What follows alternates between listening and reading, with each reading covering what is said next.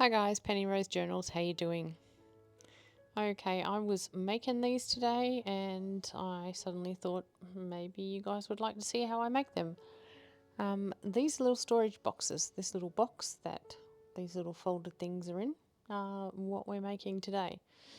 I find these a very handy thing to do with glossy pages. These are quite thick glossy pages. They're from some sort of computing magazine from very long ago. And I had them laying around. They came across my desk and I thought I'm just going to make myself a few of these little boxes, folded paper boxes. No gluing necessary. This is an origami sort of project. It's very forgiving. You don't have to be particularly precise. I'm not great at origami. I like to fold paper, but yeah, I'm certainly not one of those people that's very, very good at it. So, but these little boxes are quite sturdy. What do I use them for? All sorts of things. You don't often see them on my desk, but I do have some here. They're great for collecting scraps and bits and pieces up on your desk if you need to. But they're really good like in the kitchen and places like that as well. Yeah, you cooking away and cutting up your vegetables and whatnot, you've got your tops and ends and peels and everything. If you're the type of person who likes to compost things, you can just throw all those little bits and pieces, grab one of these little boxes, open it up, toss all those things in there as you cook, and then take it and throw it straight into your scrap bin. It'll compost down like everything else. Might take a little bit longer because this is glossy paper, but I mean you could make these out of newspaper as well if you so desired. They probably wouldn't last too long if they got wet, but you know, it is what it is. So anyway, they're very easy to make. I'm going to make a ton of them. I usually, when I'm making them, I'll make a box, unfold it into a box, and then fill it full of these little folded ones. So if I want a little box for something, say I'm beading or something, and I'll just grab a handful of beads and throw it in one of these because they can't escape. Yeah, you can put them in your jewelry drawers and keep your bits and pieces in them, you know, whatever you like. And of course, whatever size piece of paper you have dictates the size of your box. These are about an A5, an A4 piece of paper. Just a regular letter sized piece of copy paper, that kind of size. And this is the size of box you get out of it. Use a smaller piece of paper, you get a smaller box, and obviously larger box. The good thing about these particular boxes is you don't need a square piece of paper, so they are perfect for book pages. A rectangular piece of paper does a beautiful job here. So yeah. And in the end, you end up with these little boxes, which are quite handy. And you can just collect all the scraps on your desk in them and move them out of the way if you really want to. I'm going to fold this one back down again, pop it in my box. But yeah. But that's what we're going to do today. We're going to fold a few. It's hard for me to talk and do this at the same time because the way my video recording is set up, my speaking is over the top of what I'm filming, which is kind of annoying, but anyway. First of all, you fold your piece of paper in half and then in half again. So there's your starting point.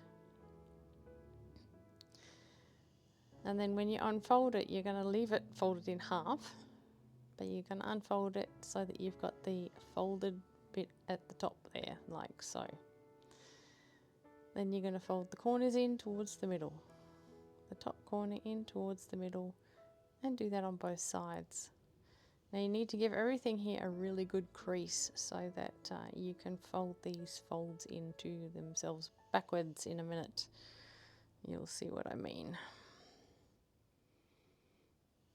Okay, unfold your folds, open up your whole page, and then press that fold inwards instead of outwards. And do it with the other side as well. So you end up with kind of a triangle shape with your folded pieces on the inside. And then we're just going to take the edge and fold it into the middle. And we're going to do that with the other side as well. And then we're going to flip our whole piece of paper over and do it again on the other side.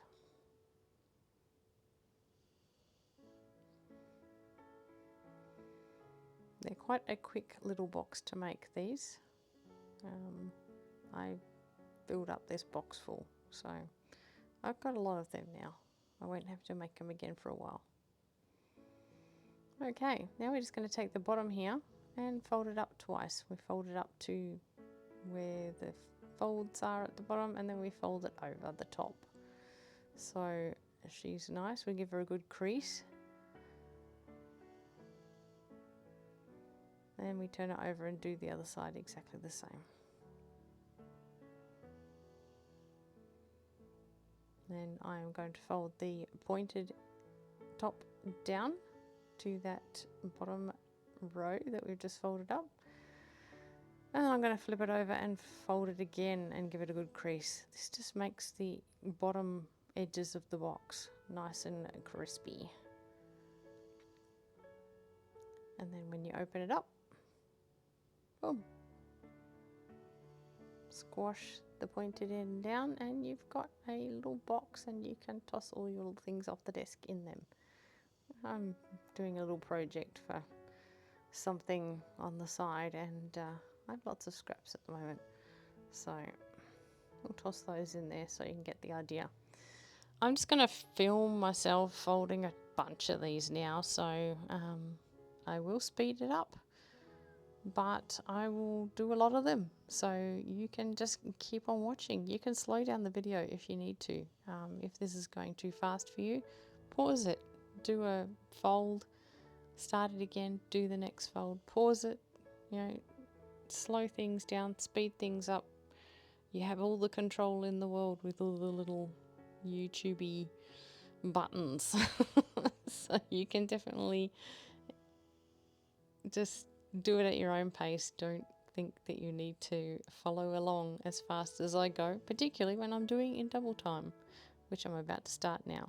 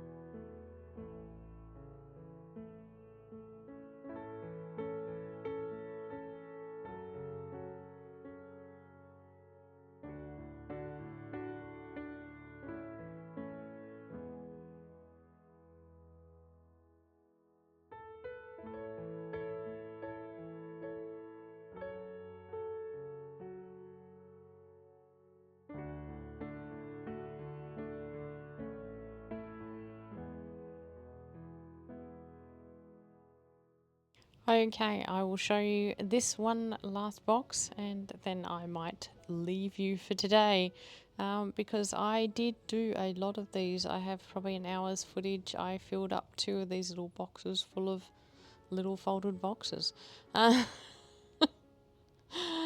When I make things, I like to make them en masse. So, yeah, I have a lot of these little boxes now, but you do not want to watch me fold these for an hour. So, yeah, hopefully I did well enough that you could follow along and you can make some of your own. They are really very handy to have floating around. Just keep a box full in your bottom drawer or in the kitchen cupboard or somewhere. Grab one when you need one.